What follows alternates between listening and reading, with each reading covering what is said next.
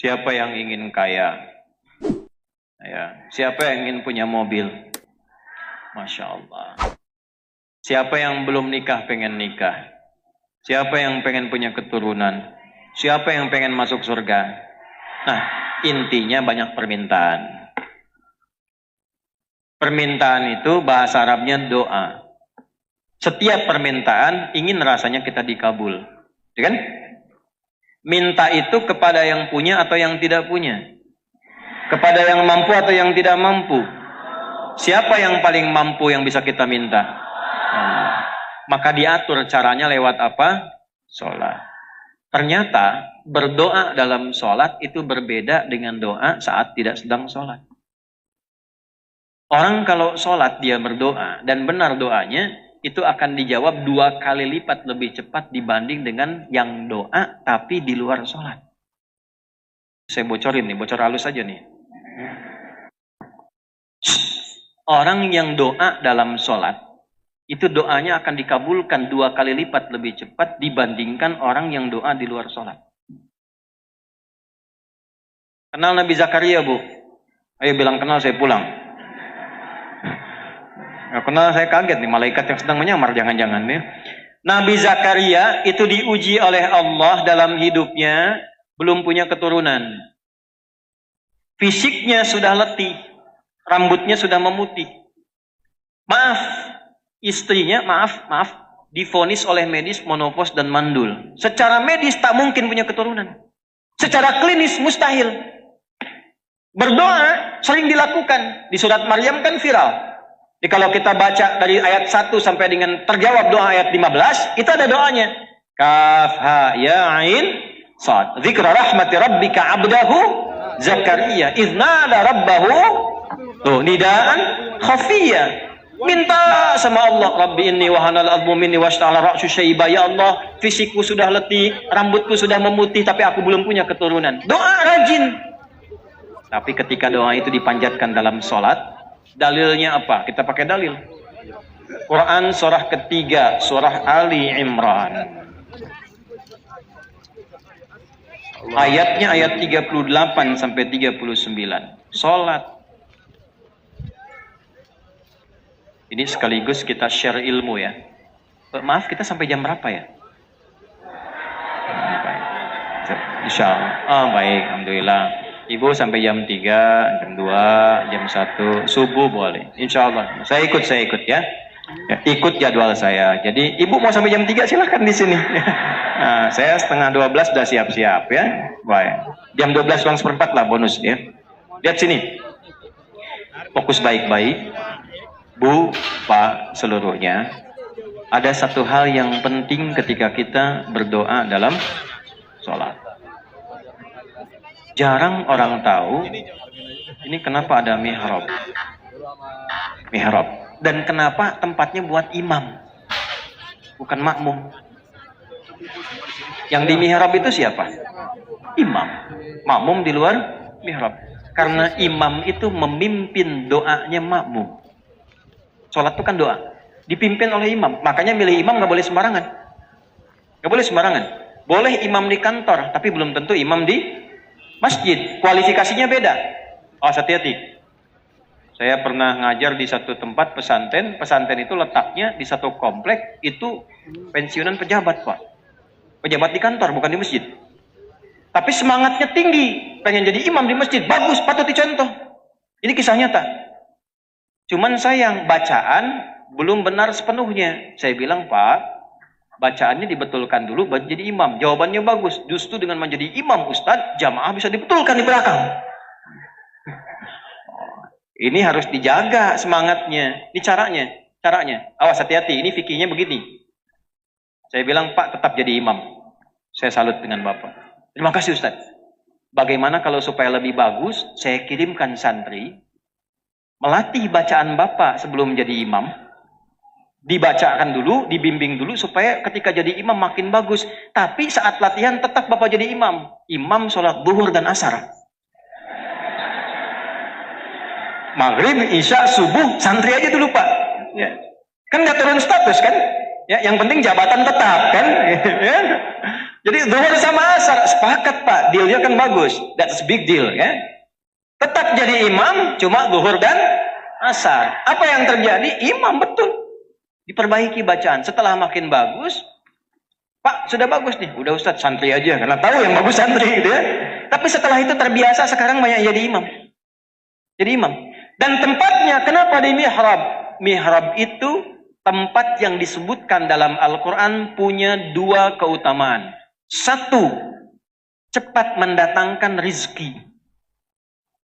Rizki. Dua, mempercepat terkabulnya doa. Di surah yang sama, surah 3, di ayat 37, paling kiri sebelah bawah di pojok di mushaf, itu diterangkan tentang keutamaan mihrab, tentang rizki. Ternyata satu, mihrab itu bukan hanya khusus di masjid. Ibu di rumah bisa bikin mihrab, Bu. Bapak di rumah bisa bikin mihrab. Dan ternyata mihrab itu tidak harus bentuknya ruangan. Saya waktu pulang di Tripoli, saya ngontrak Pak di Ciputat. Petakan, alhamdulillah. Kita adakan mihrab sehamparan sajadah saja. Yang penting fungsinya mihrab. Apa itu mihrab? Tempat yang dikhususkan untuk ibadah saja. Tidak yang lain. Sholat di situ, baca Quran di situ, doa di situ, makan keluar dari situ. Bikin status jangan di situ. Ya. Ceplik, maaf ya, sedang di mihrab, jangan diganggu dulu. Keluar. Jika itu bisa dilakukan, apa nasabnya di luar masjid? Maryam dibikinkan mihrab oleh orang tuanya. Jadi begitu lahir, Imran meninggal, Hannah masih ada, dibimbing oleh pamannya Zakaria, dibikinkan mihrab. Begitu berdoa, ibadah, sholat di dalamnya, apa yang terjadi? Perhatikan ayatnya. فَتَقَبَّلَهَا رَبُّهَا بِقَبُولٍ حَسَنٍ وَأَنْبَتَهَا نَبَاتًا حَسَنًا وَكَفَّلَهَا زَكَرِيَّا كُلَّمَا دَخَلَ عَلَيْهَا زَكَرِيَّا الْمِحْرَابَ وَجَدَ عِنْدَهَا رِزْقًا قَالَ يَا مَرْيَمُ أَنَّى لَكِ هَذَا قَالَتْ هُوَ مِنْ عِنْدِ اللَّهِ إِنَّ اللَّهَ يَرْزُقُ مَنْ يَشَاءُ بِغَيْرِ حِسَابٍ. Setiap kali pamannya nengok Maryam di mihrab, sudah ada rizkinya. Paman bawa pakaian, bawa buah-buahan, bawa makanan, masuk ke situ sudah ada makanan, sudah ada buah. Kalau musim anggur ada anggur wajar, bukan musim anggur ada anggur. Ditanya oleh pamannya, Maryam dari mana semua ini? Kata Maryam, semua dianugerahkan oleh Allah. Kalau kita mendekati Allah dengan baik, Allah berikan tanpa batas. Di mana dilakukan itu? Mihrab. Jadi kalau bapak, ibu berdoa ingin diberikan rizki yang cepat, rizki itu keturunan, rizki ketenangan, rizki materi, bikin mihrab, lakukan. Nah di mihrab itulah Nabi Zakaria sholat. Lihat, berdoa. Dalilnya kembali ke ayat 38-39. Hunalika da'a Zakaria rabbah. Qala rabbi habli min ladunka dzurriyyatan thayyibah. Innaka sami'ud du'a. Di mihrab itulah Nabi Zakaria berdoa, minta sama Allah. Perhatikan doanya. Ya Allah, semua orang mengatakan bahwa aku tidak mungkin punya keturunan. Karena itu aku meminta kepadamu yang tidak pernah punya batas dalam pemberian. Rahasia ketiga, Bu. Ketiga nih, saya udah kasih rahasia. Di sini aja nih. Tanya tadi sama jamaah Cijantung, gak dibuka kecuali di sini. Jangan dibagi-bagi ya. Apa yang ketiga? Kalau mau doa, buka awali dengan nama Allah sesuai kebutuhan kita. Tuh. Disingkat Asmaul Husna. Dalilnya apa? Quran surah 17. Ayat berapa? 110. Qulidu'ullaha, hei adi, hei fulan, hei fulanah, kalau sedang punya harapan, punya keinginan, punya doa, kata Allah sebut namaku, minta. Awid Rahman, atau sebut nama kasihku Rahman.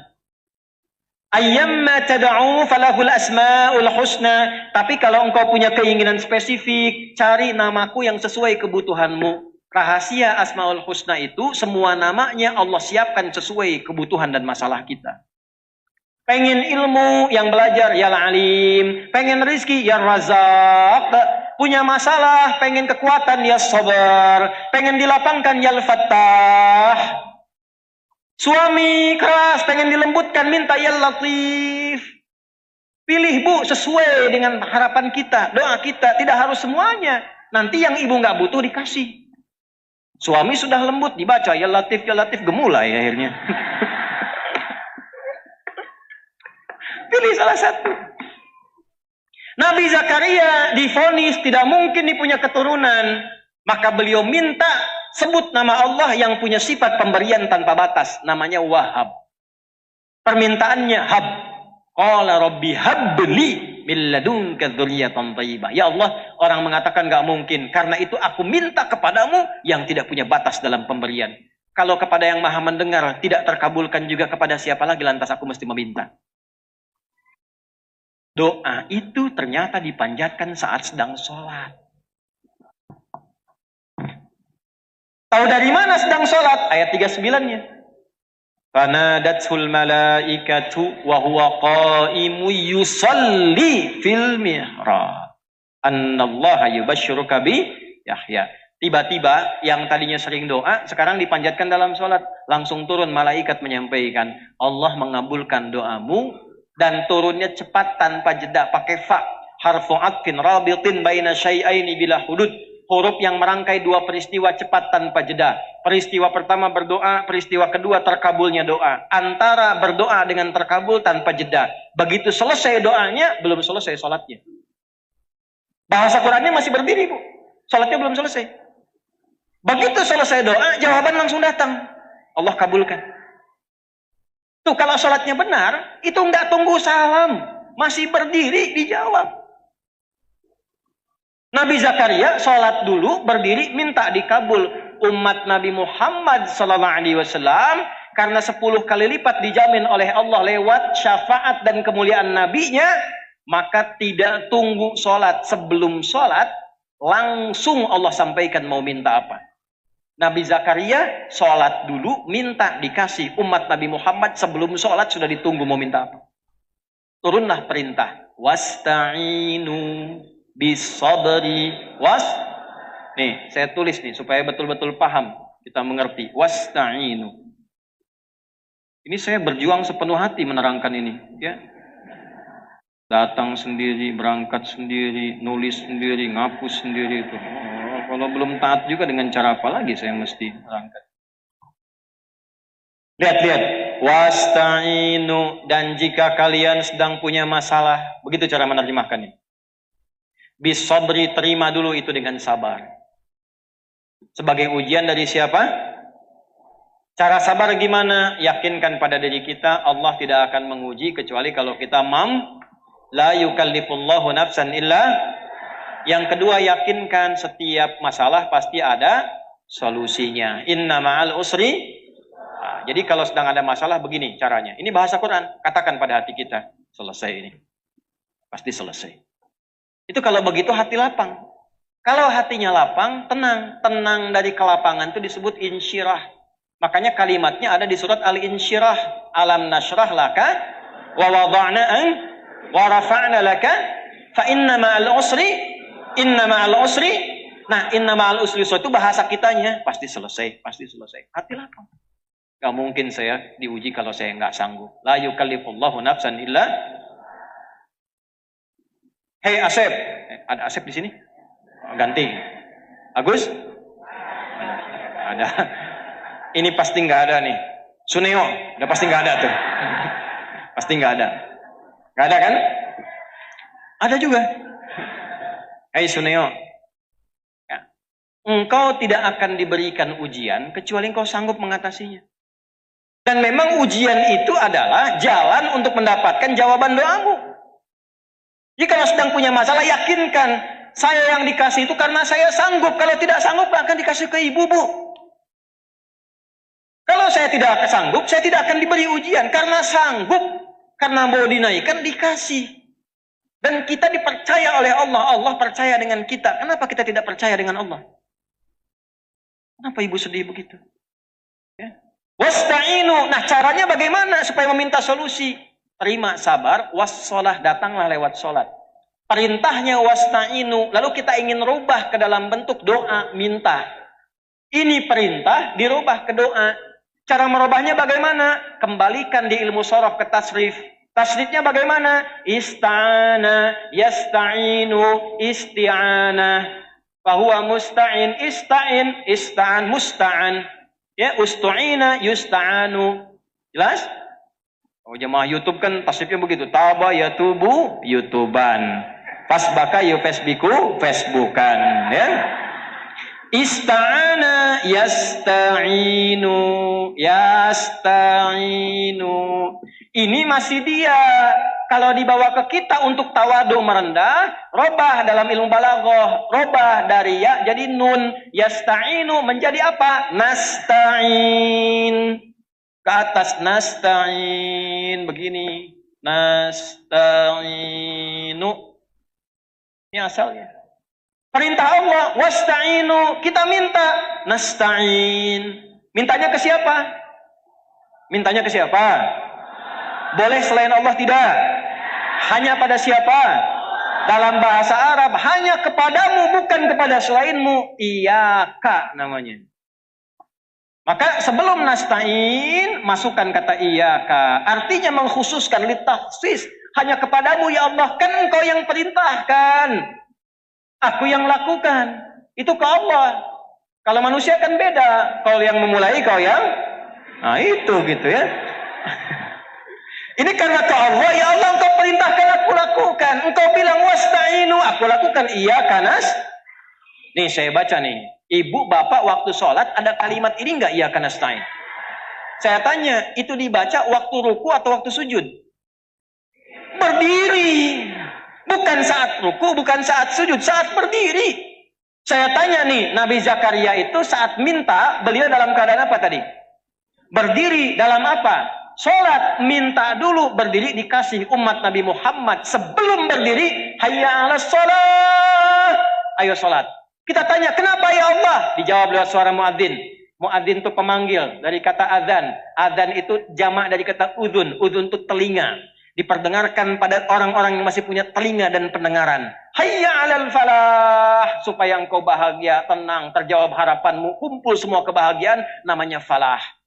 Dibawa oleh kita, saat berdiri kita bacakan, ya Allah, aku menghadap sebagai hamba. Hamba bahasa Arabnya abdun.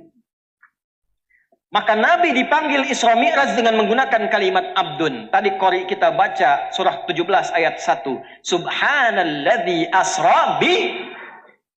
Kalau doa ingin dijawab maka menghamba. Nabi punya gelar Rasul, Nabi punya gelar Nabi. Tapi ketika menghadap Allah nggak pernah dibawa-bawa tuh.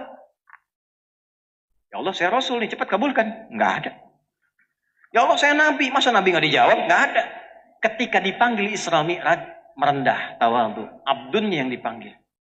Kalau doa ingin dijawab, merendahlah kita. Tunduk. Di bawah itu, bagaimana wujud ekspresi ketundukannya? Sampaikan turunan katanya. Apa turunannya? Abdun dari kata abada. Tasrifnya gimana? Abada ya'budu abadan wa ibadatan fahuwa abidun wa dhaka ma'budun u'bud. Kata Allah u'bud. Kembali ke Quran surat Thaha ayat ke-14. Siap ya Allah, kami beribadah, kami sholat. Diganti kata abadah menjadi kami sholat, ibadah hanya kepadamu. Abadah jadi ya'budu. Karena rendah hati, na'budu. Kepada siapa ibadahnya? Boleh kepada yang lain. Tidak, karena kita khususkan ilmu balaghah datang. Litakhsis. Datangkan kata iyaka di depannya. Iyaka na'budu. Begitu kita salat iyaka na'budu, langsung Allah jawab. Mau minta apa? Maka kita katakan wa iyaka nas. Sekarang lihat hadis qudsinya. Kita nyambung ke hadis. Quran kan sudah, hadis belum. Saya bacakan hadis qudsinya. Qala an Abi Hurairah radhiyallahu ta'ala anhu. Anin Nabi sallallahu alaihi wasallam qala Allah azza wa jalla. Hadis riwayat sahabat Abu Hurairah. Abu Hurairah menerima dari Nabi sallallahu alaihi wasallam. Nabi mengatakan inilah hadis qudsi. Allah berfirman, qasamtu salata baini wa baina 'abdi 'ala nisfaini. Aku bagi dua bagian dalam salat untukku dan untuk hambaku. Wali 'abdi ma sa'ala, kalau hambaku menunaikan kewajibannya dalam salat benar, aku berikan apapun yang dia minta. Ntar dulu, jangan amin aja dulu. Ntar dulu.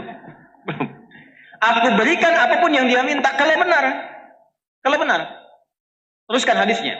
Idza qala al-'abdu alhamdulillahi rabbil alamin. Kalau hambaku mulai sholat, dia bertakbir baca iftitah sampai Fatihah sampai kalimat Alhamdulillahirabbil alamin. Qala Allah azza wa jalla, maka Allah menjawab kalimatnya, hamadani abdi, hambaku sedang memujiku. Bu, ternyata saat sholat kita dijawab oleh Allah. Makanya punya sifat ihsan. Hadis Muslim nomor hadis yang ke-8. Anta'budallaha ka'annaka tarahu fa illam takun tarahu fa innahu. Kalau tak mampu melihat Allah yang mengawasi menjawab kita, rasakan diawasi. Wa idza qala al-'abdu ar-rahmanir rahim, kalau dibaca lagi ar-rahmanir rahim, perhatikan jawabannya. Asna alayya abdi, hambaku sedang menyanjungku. Wa idza qala al-'abdu maliki yaumiddin, kalau hamba membaca maliki yaumiddin, qala Allah azza wa jalla, Allah menjawab majjadani abdi, hambaku sedang mengagungkanku. Sekarang lihat, di sini intinya. Wa idza qala al-'abdu iyyaka na'budu wa iyyaka nasta'in. Kalau hambaku sampai pada kalimat ini, dia baca iyyaka na'budu wa iyyaka nasta'in, qala Allah azza wa jalla, hadza baini wa baina abdi wa li abdi ma sa'al. Inilah perjanjianku mulai berlaku sekarang. Kalau hambaku benar dari mulai wudunya, niatnya, takbirnya, sampai Al-Fatihah, sampai kalimat ini, apapun yang dia minta sekarang, aku akan kabulkan. Makanya sholatnya dibagi 5, Pak. Supaya masalah subuh sampai zuhur selesai di zuhur, tidak dibawa ke isya. Ada yang tidak punya masalah sekarang? Tidak, wajah kita wajah masalah semua. Saking sayangnya Allah, jangan dibawa tuh sampai ke isya. Subuh ke zuhur masalah selesai. Zuhur ke asar masalah selesai. Asar ke maghrib selesai. Maghrib ke isya selesai. Isya tinggal tidur. Jadi mimpinya udah enak. Rumusnya apa? Istighfar, baca ayat kursi, Al-Ikhlas, Al-Falaq, An-Nas, sholat 2 rakaat, tidur, tenang tidurnya. Nyaman, selesai masalahnya. Itu rumus. Ya, nah ini rahasia yang kedua. Jadi kalau catat lagi ya, catat. Kalau benar sholatnya, untuk menjadi benar itu bagaimana caranya? Itu peristiwa Isra Mi'raj yang harus diturunkan. Sekarang banyak orang sholat, banyak berdoa, tapi belum terkabul. Masalahnya apa? Kan sholat isinya doa semua. Ini saya contoh ya. Duduk di antara 2 sujud, kan mintanya juga banyak tuh. Rabbighfirli warhamni wajburni warfa'ni warzuqni, gitu kan? Wahdini wa'afini wa 8 sendiri tuh. Kok belum terkabul? Rabbighfirli, ya Allah ampuni aku, warhamni sayangi aku, wajburni lindungi aku, warzuqni berikan rizki kepadaku. Habis sholat minta lagi, ya Allah anugerahkan rizki kepadaku. Malaikat tanya, tadi waktu duduk di antara 2 sujud apa? Itu warzuqni.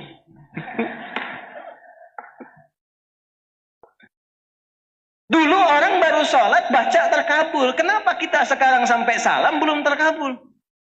Kenapa ada orang sekarang sampai salam belum terkabul? Nah ini ada masalah nih, karena Isra Mi'rajnya banyaknya peringatan formalitas. Dapat cerita Nabi mengunjungi surga, Nabi melihat neraka, selesai pulang. Terus gimana solusinya? Gimana supaya ke surga nggak ke neraka? Solusinya gimana? Nah itu intinya.